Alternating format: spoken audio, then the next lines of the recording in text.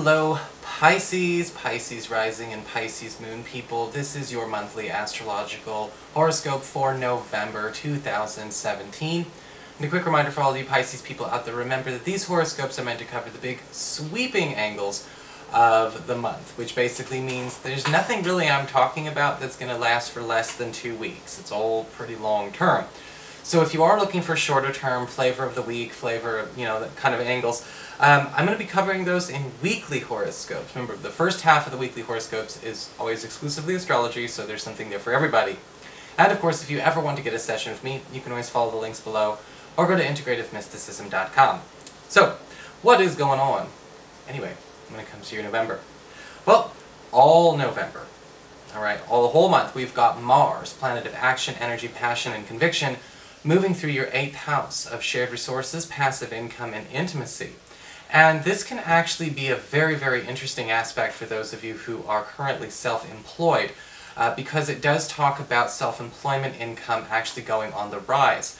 In fact, any kind of money that you're making outside of your hourly or salary income, sales, commissions, tips, incentives, bonuses, things like that, are on the rise with Mars there. This is also a time where you're noticing that you can probably get more in your favor, or perhaps just more in general, when it comes to any kind of venture capital, mortgage, or loan that you're trying to accrue.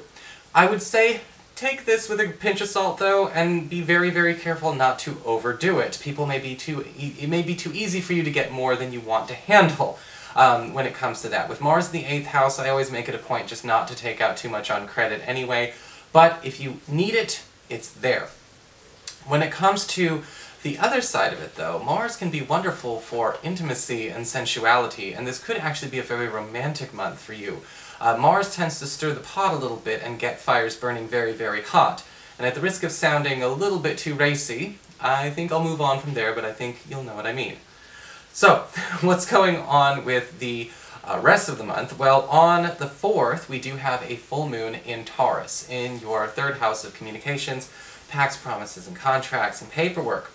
And with a full moon in this area, there's an opportunity for you to escape something that has been sort of binding you up when it comes to a contract, or again, something along those lines. Maybe you've been tied down to a lease, or you've been tied down to a phone contract, or maybe a business contract, or an obligation that you don't want to keep holding on to. You're sick and tired of having this monkey on your back.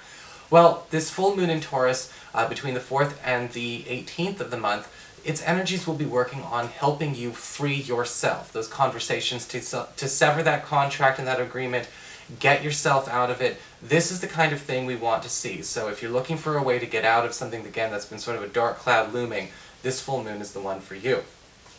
On the 5th of the month, we've got Mercury, planet of communications, haste, and acceleration, moving into Sagittarius, your 10th house of career.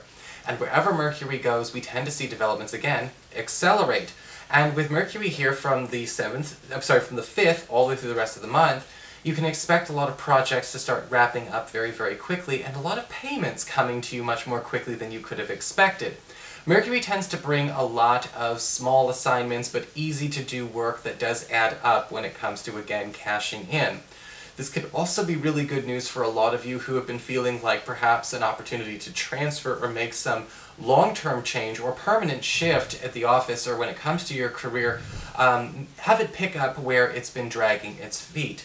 This can also indicate, perhaps finally getting that promotion underway. If your boss or whoever has been promising it for, a year and a day, this might be something where we kind of notice, hey, this is actually finally, again, picking up traction and getting the let out, which is really, really nice.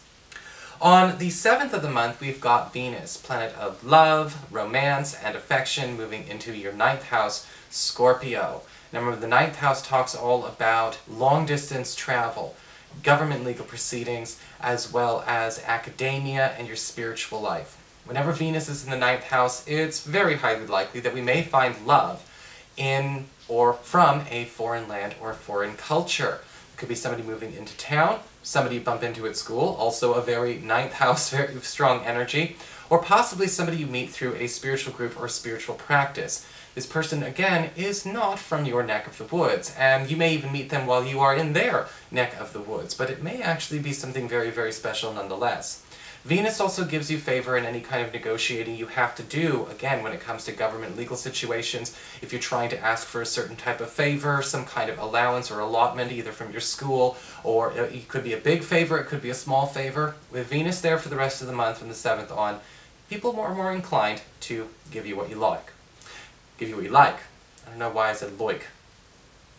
I'm distracted, I think. Well, I'm not really distracted, I've just got a cat in front of me. Anyway, moving on. On the 18th, we have a new moon in this area as well, and this could be wonderful for those of you who have been looking for travel opportunities, looking for ways to sort of expand your horizons, put yourself out there. If you're looking for work online, you're trying to extend your business reach, maybe across national lines, if you're trying to, hit it big, maybe accrue a bigger following for, your website, your business, Facebook, your YouTube, if you have one.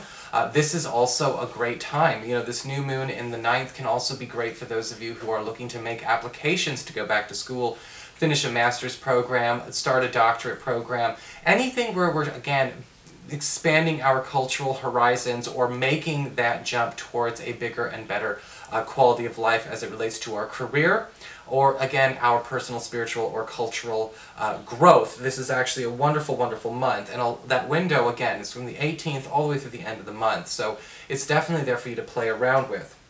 On the 21st, we do have the Sun moving into Sagittarius, that 10th house of career, and the Sun is talking about getting more out of what we're doing there, getting more for what we do, and getting more out of the work that we are being asked to do for other people. This can be a time of year where we are more likely, especially between now and about the 3rd week of December, to get a raise, or perhaps if you work for yourself, people are more receptive and more supportive, and it may be a time where you raise your prices. Sometimes it's hard to know when it's a good idea to give yourself a raise if you run your own business. The Sun here can also talk about bringing attention to you. Attention to you and the product that you're putting out and the work that you're putting out. This is a wonderful time with this and Venus again in the 9th house to be considering an ad campaign or a campaign simply to promote yourself in any way you see fit, because it will be well received. Finally, we've got Neptune in your sign, turning direct after being retrograde for almost 6 months. Now, Neptune is a tricky planet. All outer planets are. All outer planets have their good, their bad, direct or retrograde. So, you got to be able to look at the whole picture. And when it comes to Neptune retrograde, it's been very, very kind, I think, to a lot of you Pisces people. It is your ruling planet, and even though a ruling planet going retrograde, textbook astrology-wise, might not always be good, this is actually something that you've been able to use to your advantage, because you get transparency with Neptune retrograde. You get transparency in others and transparency in the dialogues and the conversations and the negotiations you carry on. It's the X-ray vision. And basically what tends to happen is we tend to see opportunities to be with more honest people and get more of the truth up front. But sometimes Neptune retrograde can also be a problem and confusing in its own right, because while we may have all the facts, it could just be facts that, stack up to circumstantial evidence, and we may be missing the point or the intention entirely. So there may have also been some misunderstandings when it comes to doing the math. Like, the math is correct, we're reaching the wrong conclusion, or all the figures are there, but it's still not actually solving the problem. And that's the issue with Neptune retrograde. It's kind of like, okay, well, how do we handle the facts, or how do we, represent the facts well? And this has been kind of an ongoing lesson. I mean, this is not the first time Neptune's gone retrograde in Pisces. Far from it. It's been there for years. But with Neptune turning direct, we've got an opportunity to have more kindness in these exchanges, in our exchanges with people. We may not necessarily have so much of the cold hard facts. Sometimes Neptune direct and retrograde can be an ugly personification of the right brain, left brain, pendulum swing. The ideal, the definition of holism, is to be in the middle, not to favor one or the other.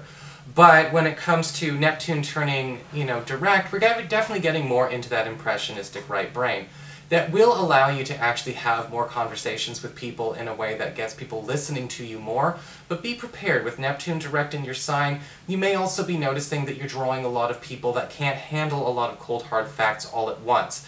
It does slow down some productivity, especially when it comes to the platonic social life, friends and relatives, but it's not the end of the world, and believe me, it could be worse. But luckily with Neptune direct in your sign, you're going to be noticing more of a softness in your dialogues with people, more generosity, and again, more patience too. So that is your horoscope. I hope you enjoyed it. If you did, please like, share, and subscribe. You know I appreciate it. And of course, if you ever want to get a session with me, you can always follow the links below, or go to integrativemysticism.com.